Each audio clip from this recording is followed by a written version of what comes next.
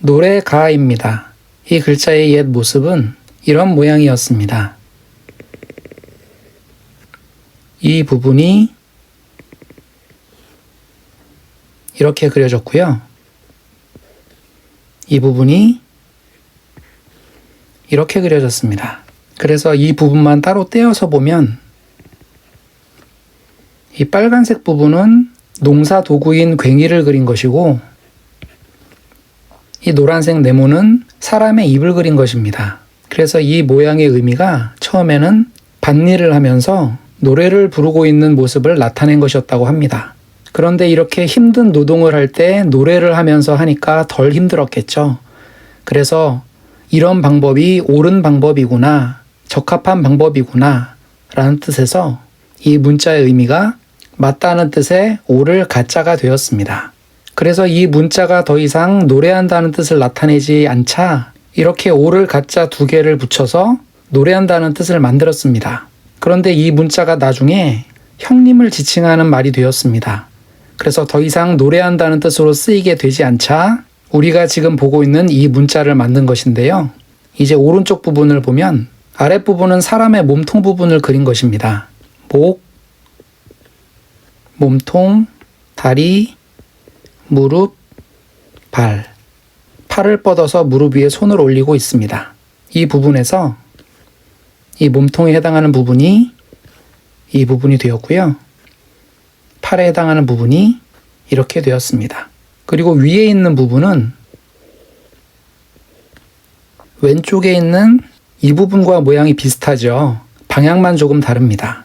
그래서 이 보라색 부분은 입을 가리키는데 방향이 이렇게 돼 있죠. 그런데 우리가 지금 쓰고 있는 문자에는 모양이 조금 변해서 이렇게 아래쪽을 향해 있는 모습으로 바뀌었습니다. 그래서 이 보라색 부분은 사람이 입을 벌리고 있는 모양을 나타냅니다. 그래서 각 부분을 합쳐보면 괭이를 들고서 입을 벌린 채로 노래하고 있는 모습을 나타낸 문자입니다. 기자입니다. 두 문자가 합쳐진 문자인데요. 이런 모양의 문자와 이 문자가 합쳐진 것입니다. 이 부분은 이렇게 되었고요. 끝쪽에 이 부분은 이렇게 표현이 되었습니다. 이 부분이 이렇게 표현이 되었고요. 옛 문자에는 안 보이는데 이렇게 한 획이 더 있는 문자가 있습니다. 이 부분이 이렇게 되었습니다. 이 빨간색 막대기는 장대를 그린 것이고 노란색 부분은 장식이라고 생각이 됩니다. 그리고 초록색과 연한 파란색 부분은 깃발이 바람에 날리고 있는 모습입니다. 그리고 나머지 부분을 보면 이 부분이 이렇게 되었고요. 이 끝부분이 이렇게 표현이 됐습니다. 중간에 X자 모양은 이렇게 두 획으로만 표현이 됐습니다. 그래서 이것은 키라고 하는 곡식이나 흙을 옮겨 담을 때 사용했던 도구입니다. 그리고 아래쪽에 이런 모양이 있었는데 이것은 이렇게 나타났고요. 이렇게 되어 있는 부분이 이렇게 나왔습니다. 또 이렇게 있었던 부분이 이렇게 생긴 부분이 이렇게 표현이 됐습니다. 그래서 아래쪽에 이 부분은 손을 그려 놓은 것입니다.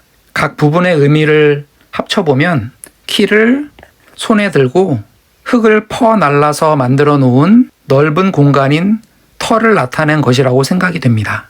그리고 그 위에 깃발을 꽂아 놓은 군대의 진영을 그린 것이 아닌가 생각이 됩니다.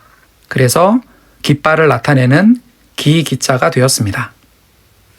한 가지 동입니다. 옛날 문자는 이런 모양이었습니다. 문자의 어원에 대한 설명은 의견이 많이 다른데요. 이 부분은